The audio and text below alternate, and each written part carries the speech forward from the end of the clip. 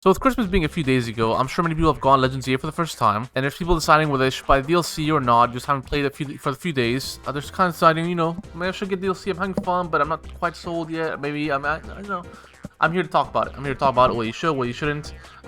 It's up to you, really. I'm just gonna talk about DLC. There will be spoilers in the video.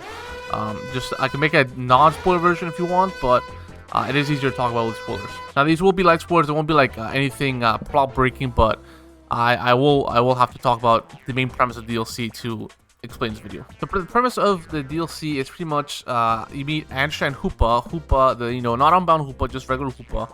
And Hoopa likes to eat donuts. He's a little fatty. So Ansha is a donut cook, and to open up the alternate dimension that you've seen from the trailers, you have to give her berries to make donuts. I don't know how donuts make berries, berries make donuts. I don't know how that happens. I don't know. Don't ask me. Don't ask me.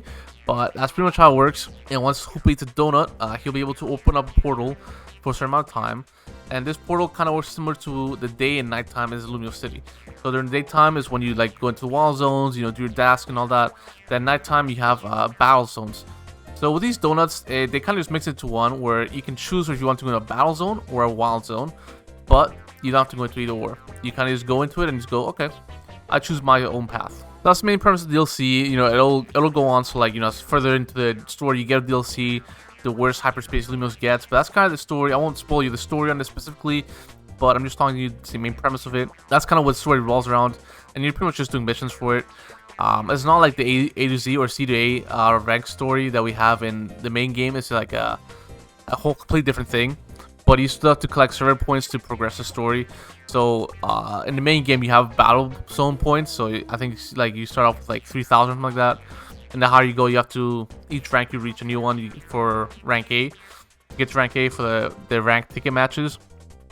In the DLC, you have hyperspace server points, which is act in a similar way, where certain zones you will have to catch terminal Pokemon or catch Pokemon detected, use the catch window, catch a shiny Pokemon, catch an alpha Pokemon. These kind of things is what you'll have to do to progress the story. Now, I'm bringing this up in case you're someone who wants to get the shiny charm or your master ball. Master ball, you have to complete research tasks from Mables. And the shiny charm you can get it without the DLC. You can get it without DLC, but with the DLC, it makes it a lot easier. They add a bunch of new research tasks. So, for example, the one where everyone was really annoyed about, it was like, oh my god, I don't want to do this at all, is you have to do 1,000 battles. You have to do 1,000 battles for the shiny charm. And that's just not fun. No one fucking likes that. It's fucking horrible.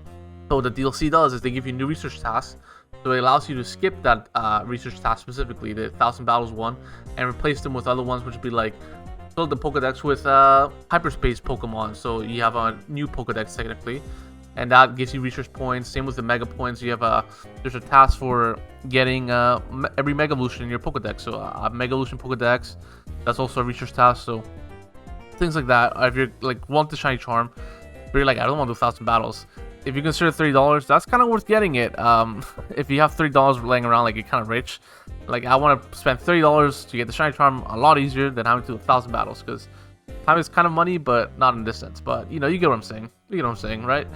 So that's kind of what I want to talk about. The research task is a huge point of it. Now, I already had everything done before the DLC, so I can't attest to how helpful it is, but I've seen a lot of research tasks pop up, and they do give you quite a bit of points. So I don't know how much it would give you. I'll probably put it up on screen somewhere. I don't know where, but we'll put it up somewhere. I'll talk about how many points you get from the DLC itself and what you could skip that's really tedious in the main game, if that is something you're after. So if you're trying to fill your Pokédex, it is definitely more helpful to do it in the DLC than it is in the main game, just due to certain Pokemon like Chespin. Chespin has a rare chance to spawn. It's really annoying. Or you can do a Chespin mission, which, it's not that annoying, so forget that. But say Gibble. Gibble doesn't appear anywhere guaranteed in the main game. And even when he does, it's kind of annoying.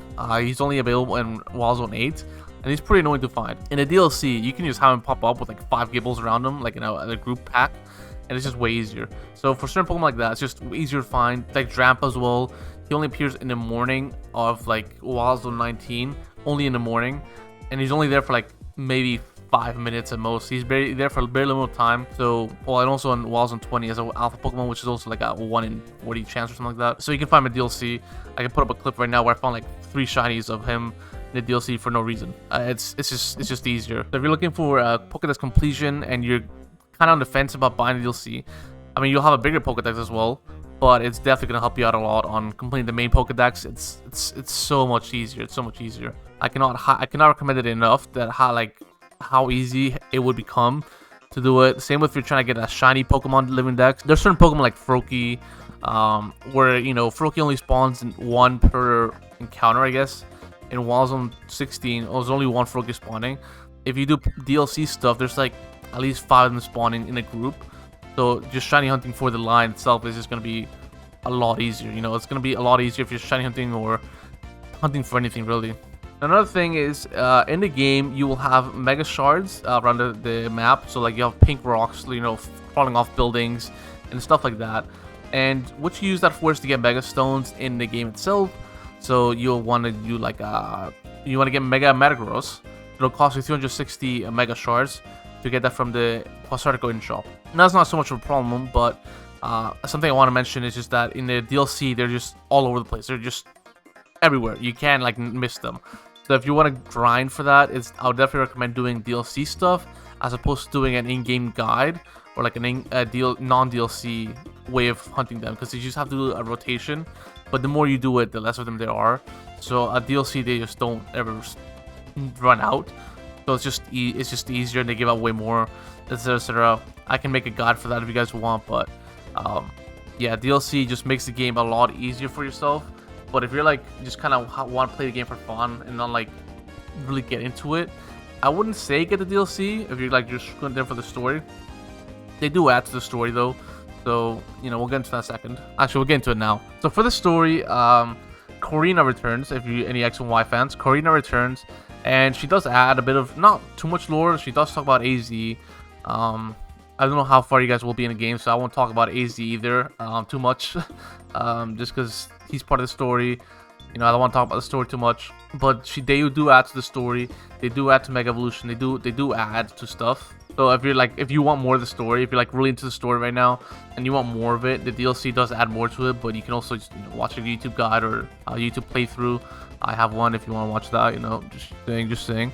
But they do have that. So if you really want to experience it for yourself, the DLC does have that as well. The DLC does have more story, more lore. Mega Rayquaza's in there. This is not really a spoiler. It's kind of obvious that Mega Rayquaza returns. They do talk about Mega Rayquaza, talk about the primals. Anything that whenever they talk about it is like new information, because they can't just repeat the same dialogue. So even a slight change of words can mean so much more. So there's more information about Rayquaza and stuff like that. And now something else I've seen a lot of people commenting is I've been posting shorts and all this stuff of me catching Pokemon or doing things within the DLC. Like I have my Primal Groudon frozen by fucking Glaceon for whatever fucking reason. I don't know how that happens, but whatever. And something I want to touch on is that Pokemon in DLC go over level 100. Now, how do they do that? So pretty much the way it works is just that in the Wild Zone they'll have a set level, and then the donuts you feed Hoopa will raise your Pokemon's level by a certain amount. But once you catch these Pokemon within the hyperspace, they won't be level 100. They won't be level 100. They'll go back down to like level 40 or 30 or something like that. They'll be pretty low level. They won't be very high level. It's very unless you're catching like a legendary, which would be like level 75, I think, or 70. I'm not too sure. I know Zoroark is level 85 when you catch them, so it kind of depends on what Pokemon you're catching, but in general they won't be level 100 or anywhere near level 100. And I just want to touch upon that just because people are asking me a lot about Pokemon being above level 100. I'm like, oh, it's just this thing, but I just want to put it in a statement that Pokemon are above level 100. It doesn't really matter that much. It doesn't really matter. You don't have to train for it. I think they did it as a way to balance DLC out. Just due to the way a DLC is formatted is that you have to wait a little bit of time for the DLC to come out. Even if we only wait like 2 months, we still have 2 months of playing the game where nothing was going on, so people were raising their Pokemon to level 100, and then when DLC comes out, if their Pokemon are like level 60 like they were in previous DLCs, or 70, your Pokemon are still level 100, so you're level 30 levels above them, and you're kind of going to wipe them out, because that's too much, 30 levels above is too much. So by doing it this way, they kind of set the pace of what level the Pokemon are going to be. So if your Pokemon are level 100 and you have to use the donuts, there's a maximum amount of levels your Pokemon can be, and they can be like, okay, well the Pokemon in this Wild Zone are going to be this level, so they're going to be relative to your Pokemon. So I mean, they could have just raised the Pokemon to level 100, but it's also going to punish people who don't raise your Pokemon to level 100. That makes sense. If you're not someone who levels your Pokemon to level 100, it is punishing for you if they were to raise the DLC Pokemon to level 100. So by doing it this way, they have an artificial way to increase your level, because you're not really doing that. You just have to use the high level berries, and that way you're still competing with people who do raise their Pokemon to level 100. And also they just give you a crazy amount of XP candies in the DLC. A crazy amount. I have 999 XP candies large, and then 199 XP candies extra large.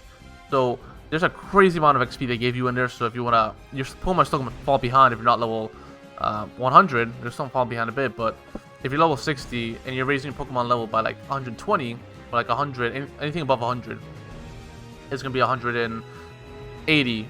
For example, if you're going from 60 to plus 120, it'll be 180. If I'm raising my Pokemon from level 100 plus 120, the cap is 200, so they're gonna be relative level. You know, 180, 200. They're kind of relative in the area. I mean, there's still a difference, but it's pretty relative. It doesn't matter that much. So it's just like a way to balance it out, if that makes sense. I can make a whole different rant about it. I feel like I'm not explaining it very well, but if people actually want to hear my opinion on that, I will make a whole different, like maybe short video or something like that, me talking about it. But overall, how I would recommend if you want to buy the DLC, I would recommend it if you're a shiny hunter, definitely do it. Unless you want to die doing it. I don't know, if you're like a spasticist and you want to be pained while shiny hunting, I guess don't buy it. Shiny hunting is way easier. So like if you're someone who wants to get into shiny hunting, like I did, I got into shiny hunting through this game.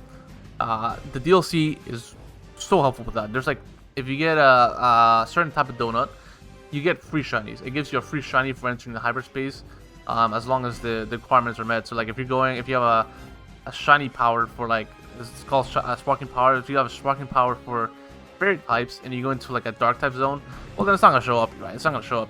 But as long as you go into a same type zone, it will, or the Pokemon in the zone that matches your donut type, you will get a guaranteed shiny.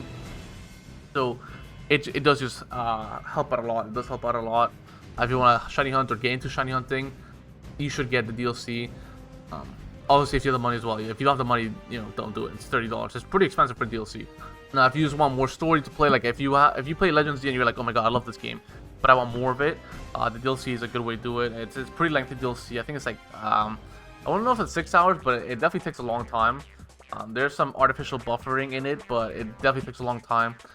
So if you really want to play more Legends Z, get the DLC. It's very fun, and it's more Legends Z. And if you want to see return like your favorite Pokemon like Kyogre, Groudon, Sceptile, Blaziken, Golurk, I don't know, Golisopod, you know, a bunch of, you'd have to look up if your Pokemon's returning to the game itself.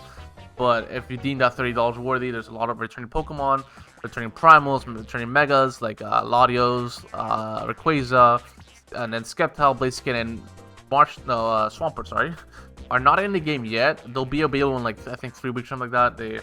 They're doing the online thing, which is fucking stupid. I don't like it, but they're doing the online thing where you have to grind for them online, so they'll be added into the game in a few weeks. And also there's new megas. I won't talk about the new megas themselves just because I mean I don't want to spoil it. If you don't want to be spoiled, but you still want to if you still want to experience the game for the first time, I don't want to spoil it. I'm sure that you've seen it already, but I don't want to add to it if it's not necessary. I talked about the spoilers that were necessary. Like Rayquaza, it's not necessary, but like, you know, it's pretty obvious coming back. Doing with Groudon, Kyogre. I haven't talked about the main story, like who the main villain is or this and that. I haven't talked about that. So, you know, if you want to see if your favorite Pokemon Mega Evolved, I mean, be like Google, or if you want to talk to AI, if you're like brain rotted, I'd be like, is this Pokemon Mega Evolving in Pokemon Legends Z DLC? You can do it like that way. I don't recommend doing that. I would say like just experience it for the first time. But that's just a me thing. You know, that's just a me thing. Experiencing things for the first time without any prior knowledge is like mind blowing compared to knowing like, oh, okay, I knew about it, so okay. So if that's another thing. If you've like been able to avoid all the spoilers, I would also say just do it. Your experience will be far better than someone who already has spoilers. Far better, incredibly better. But yeah, that's my recommendation. If you want to get shiny Pokemon, if you want to get into it, if you want your see returning Pokemons, that like your favorite Pokemon is returning, that's also another reason to get it. If you want to see new megas, that's also another reason to get it. You know, no new Pokemon, but there's new megas. And finally, if you just want to play more Legends Z-A, I would say get the DLC. It's very fun. Is it worth $30? I think so. I don't know. $30 is very expensive, but it's very fun. It is incredibly fun. I can't recommend it enough. The only thing is $30 is very expensive, so that's up to you. If you have the $30, if your parents have the $30, if you're a kid who just got the game for Christmas, if you're an adult who has a job and has the extra $30, like you're not worrying about rent or anything like that, I would say get the $30 or spend the $30. Sorry. It is very expensive. But I think for kids, you'll have an easier time convincing your parents. Be like, "Oh, you got me the game, but it's not in full," or I don't know. They don't know what DLC are. I mean, I don't know. I don't know, dude. But yeah, ask me for you guys. If you liked it, leave a like, subscribe, and peace.